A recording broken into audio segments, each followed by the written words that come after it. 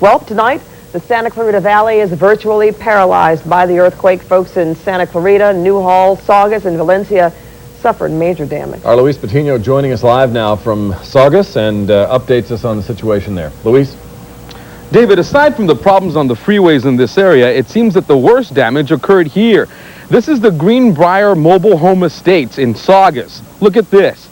Imagine surviving that horrible jolt and walking out only to find out your home may soon look like this. Oh, it's scary as hell. You didn't know what to do. It just would never stop shaking. It just kept going and going and going, and then all of a sudden you didn't know what was going on, and just confusion. Then you come out and see all this devastation. Our house is destroyed.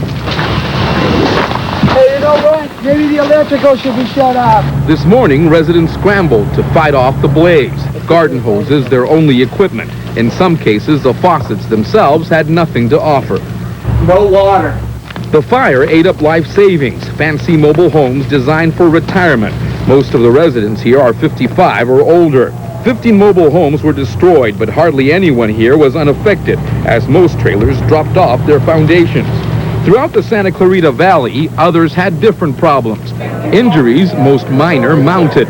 The typical experience. I ran towards our baby's room, and to get there, I had to get through a little hallway, and my bookshelf had come down, and the glass was exposed and broken all over the place. And I shoved my hand right through it, and there was like a half-inch thick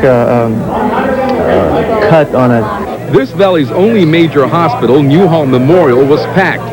So were the few stores open. That's it, we're out. Suddenly, the Santa Clarita Valley looked somewhat like a Russian neighborhood. Commerce moved so slowly.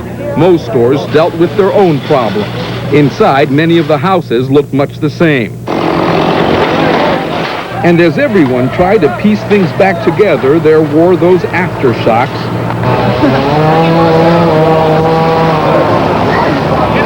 Jolts like that kept igniting an underground crude oil line, and some streets literally burned. Sadly, there were 3 deaths reported in the Santa Clarita Valley area, but 2 of those deaths were reported because of the highway problems, one of them because of a heart attack. But it's good to know that no one here at Greenbrier passed away.